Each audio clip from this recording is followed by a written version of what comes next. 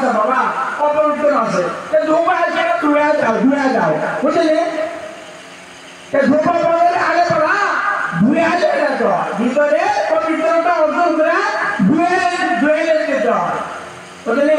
আর এখানে আসা বলবে এই 1 ঘন্টা 2 ঘন্টা একটা না মনোনিবেশের শুনবো এটা শুনবো না আর যদি মনে করে এই 4-5 মূল্যবান পর্যন্ত হয় যে একটা অমূল টাকা পাবো গেলে বলো তো ওই ঘন্টা মারবে 10,000 টাকা দিবে বুঝলি একেবারে একাগ্র শীতে দেওয়া কাজ করছি করবো না হ্যাঁ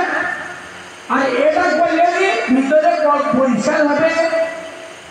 না দশা দূর হবে হ্যাঁ বুঝলি এগুলো সংশোধন হবে আল্লাহ তাকে জান্নাত দান করবে এত বড় একটা নিয়ামত দিবে এটি আসা মন থেকে না এটি আসা মন থেকে না ঠিক আছে হ্যাঁ এইভাবে জিন্দগি তো চলা গেল আর কয়দিন বাঁচব কেউ কবে কয়দিন বাঁচব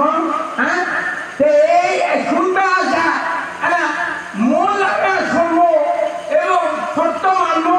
সত্য দিয়ে যেন জীবন প্রতি পরিচালনা করা পারি সত্য দিয়ে যেন ব্যবস্থা পরিচালনা হয় এই নিয়মটা শুনবো নাকি আগায় উল্টুস বুঝলেন মন খারাপ করেন না বাবা মন খারাপ করেন না বিশাল বিপদ আছে বিশাল বিপদ ওই জান্নাতের আশা সাল সব পায় করছি এরা যে হবে না হাদিসে বলছে যে একটা ব্যক্তি যদি দিনের লক্ষ্যে রাস্তা দেয়া দিনের রাস্তা যদি 1 কদম দেয় 40 বছরের করে ঘটনা করছে না হাদিসে করছে না হ্যাঁ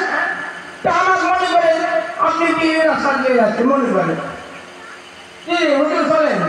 1 কদম দিলে 40 বছরের করে ঘটনা বুঝলেন তাই একবার 1 কদম দিয়ে বসে আছে আসে আমাকে কারণ 35 বছর বয়স 1 কদম দিলে 40 বছর মাপে 35 আরো 5 বছর আছে আর 5 বছর পরে আবার একটা বুঝলেন এইরকম ভাইয়ের উপরে জান্নাত দেওয়ার কথা হবে না বুঝলেন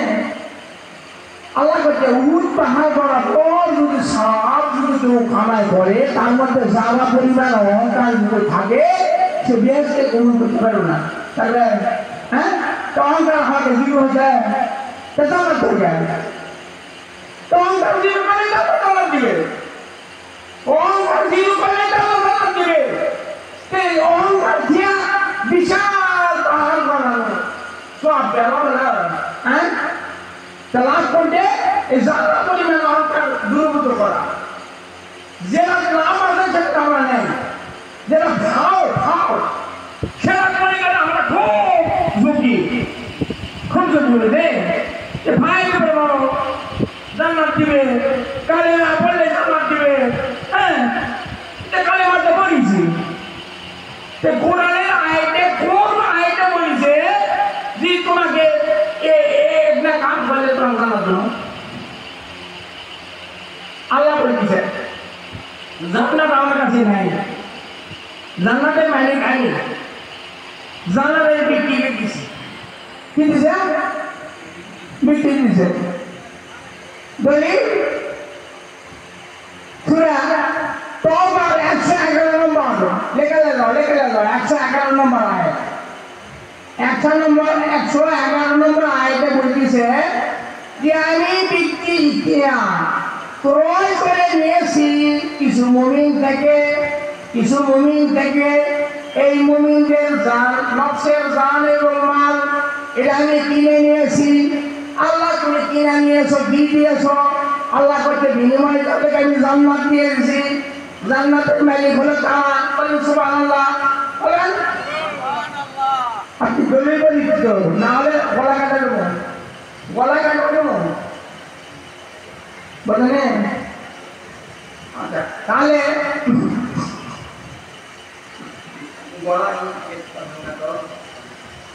اللهم